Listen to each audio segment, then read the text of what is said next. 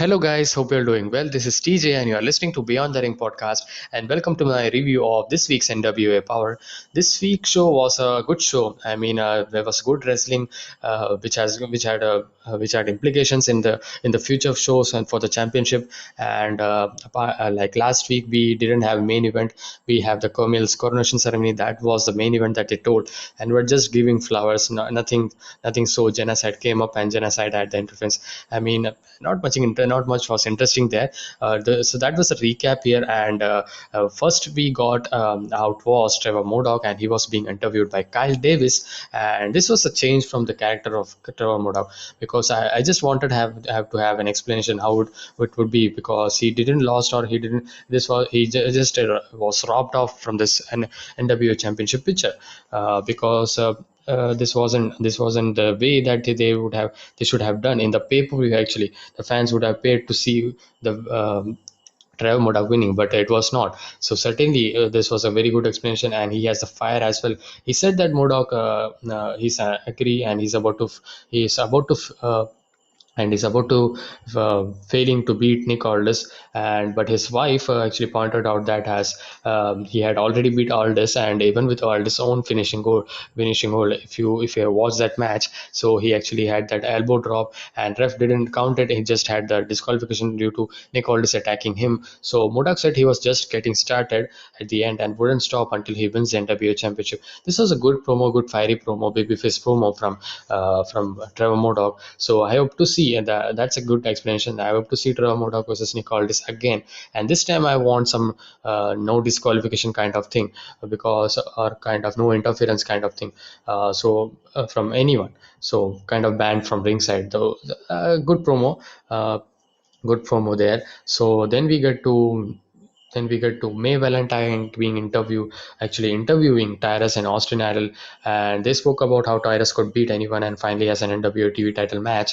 Austin Idol was a speaking man here. Tyrus remained calm and spoke about how he's beaten Pope, and Tyrus was interrupted by a man called Mr. G's, and he wanted to meet him. He over and over says that he wanted to meet him. He want to have some 5 minutes, and Tyrus just gets pissed off, and you're being disturbing me, and you are going to have my 5 minutes in my ring next week, he says. The man pressured him and asked for 5 minutes in the conference room, and he's getting his ass kicked next week. So maybe a squash match that's coming next week. Then we get to the first match. This was Melina versus Genocide versus Kenzie Page in a three-way match. They actually sell this match like a Melina experienced guy, Genocide, a powerhouse girl, and Kenzie Page, a very newcomer. So great talent there. So they sold it well, and this was a good match. Nothing wrong here, but it was quick match where Genocide put Page in a sharpshooter. Melina broke it by putting Genocide in a sleeper hold, and Genocide fought her way through it, and Melina then ended up rolling Page and pinning her. Well, you get a good, pretty good, okay short match, a three-way you can say it, but it was not kind of exciting or that. Pretty okay action there, and I think Melina, they're building Melina to a title picture, NWA Women's title picture against Camille, because Melina is a big name. If you see, she had that experience from WWE, so certainly they can do Melina versus. That would be a good sell of menu, and she certainly was a good in wrestling. I mean, in the ring she was good to look at, and she wasn't that bad or something because of her weight and all. She certainly really did look good. So then we saw Austin Idol wrestling school ad, and Camille then is interviewed by May Valentine, and Camille showed off a picture in the middle of the NWA Women's Championship belt. Camille complained about then Melina trying to ruin her coronation ceremony last week, and May Valentine asked about how Tom Latimer's chances in NWA National Championship tournament, because Tom Latimer and Chris Adonis is gonna face in that triple threat match, and said it's against Paro. Actually, this is so there's two triple threat matches. One triple threat match is gonna be this week, and next week it's gonna be Paro versus Tom Latimer versus Chris Adonis. And if whoever wins in this match and whoever wins this week match, they would be battling out for the number one contendership for the national title. national title. And she says that it's not unfair, it's already unfair world, and Latimer would beat Adonis. And it's simple. And Valentine then is asked about Camille's next opponent. She said she was looking elsewhere. It's a kind of a very kind of small tease, but I thought about, is she going to AEW to defend the title? Don't know. I mean, it's skeptical right now. Maybe, I don't know. So then we have another podium segment where Davis actually spoke to PJ Hawks, Sal Renaro. This was interesting. And Danny Deals on the interview said Renaro actually spoke about facing Hawks for a shot in the NWA TV title. So there is this TV title that's being a situation being played out, and against Pope. Renaro said that he hoped that the best man would win. Hawks said he was raised for this moment, and his father brought him into the business. And the outcome, we have Colby Corino, Steve Corino's son, and he interrupted Hawks by walking onto the interview set. Corino said that he made him, he is a second generation listener. He has all the talent. He should get the opportunity because he's the son of Steve Corino, the he's a second generation listener. So just having the nepotism in the driving the nepotism in the business. And Reno actually said he's a big fan of Corino's father. Corino backed it, Reno then. And a good promo from Colby Corino. He was good, he was looking good in this promo. And Davis asked that if Corino was trying to throw his name in the hat for NWA TV title shot, and Corino said he shouldn't even have to throw because he's the second generation wrestler. He's one of the he's the son of former NWA champion. So that's what makes him the contender that he says. And Hawk said Corino should prove himself. That's a fair point, and offered to make his match a triple threat match. And Corino said he welcomed the opportunity. So this. Kyle Davis said this is a pretty interesting situation. We'll see if it get confirmed or not. So nice to see Colby Corino's involvement in this, and it was very good, a very good promo there. So good segment that was there. And then we get to Aaron Stevens versus PJ Hawks matchup. This was a very good matchup because Aaron Stevens wants to give this boy a match, and he was impressed by the match last week. Last week, I think they had a triple threat match, something kind of. So I no, that was a tag team match. So Aaron Stevens wanted a match with him, and they were having an impressive match. I mean, Aaron Stevens and PJ Hawks is a very good technical wrestler, and he was having a good match. And Aaron Stevens was also holding with that technical wrestling skill, and he's a very good wrestler as well. I mean, how much he's improved and how much is of a good wrestler he is. If we are seeing in NWA right now, I mean, when he was Damian Sando, he was just was booked as a jobber or something. I mean, that was him. So that he would have to forget that type of that period actually. And during the match, this match was simply ruined by Beastia 666 and Mecha Wolf, and these are the two guys who's come from AAA promotion. So they are bringing up AAA guys as well.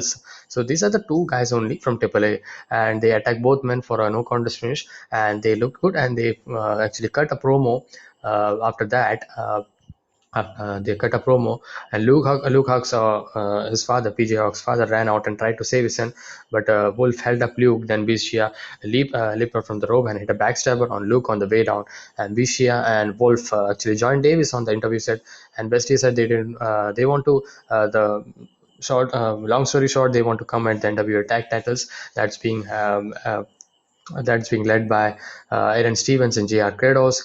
And Wolf indicated that they intend to go after NWA tag titles in Spanish language actually. So nice good build up and nice good challenges that we are seeing. So very good. So then we get to Valentine interviewing the new masked wrestler that we have seen. So he was still silent here. She wanted to know when he could wrestle, and he said that was to, but he was. He said that was up to the NWA, but he was ready to go whenever his number was called, as he says. And Slice Boogie and Marsh Rocket comes aboard, and they mocks him. And I think that I actually felt about that he's gonna get rocked by this guy. And he cuts a promo by the Maskman, just started on shared on the camera. Once Boogie and Rocket left, actually Valentine apologized to the masked man and said that that wasn't supposed to happen. So maybe we could be getting the match next week or down the line. And then we have another interview. So much of interview interview and segments here, but nothing was bad or something. And Davis interviewed Paro Odinson, Chris Adonis, and Tom Latimer on the interview set. And Davis spoke about the NWA national title qualifier with Paro facing Adonis and Latimer in a three-way.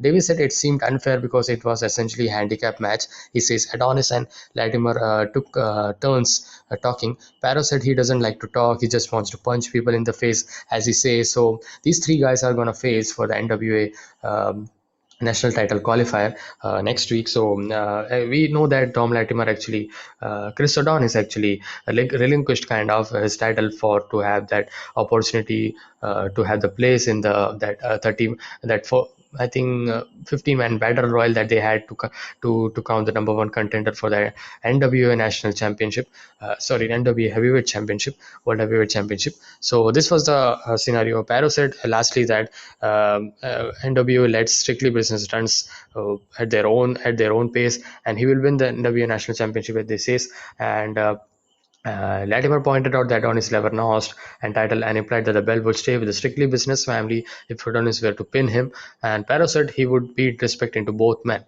And this was the ending, a very good build up there, build segment that was good, and nothing so special. It was okay segment, and then we get to the main event.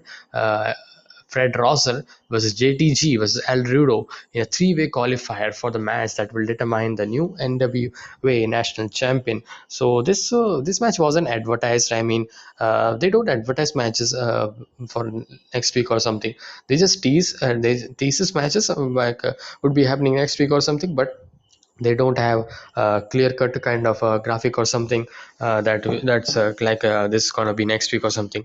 And this was a good match as well. Pope is on the commentary and with Gally, and Rudo actually approached Fred Rosser first to have a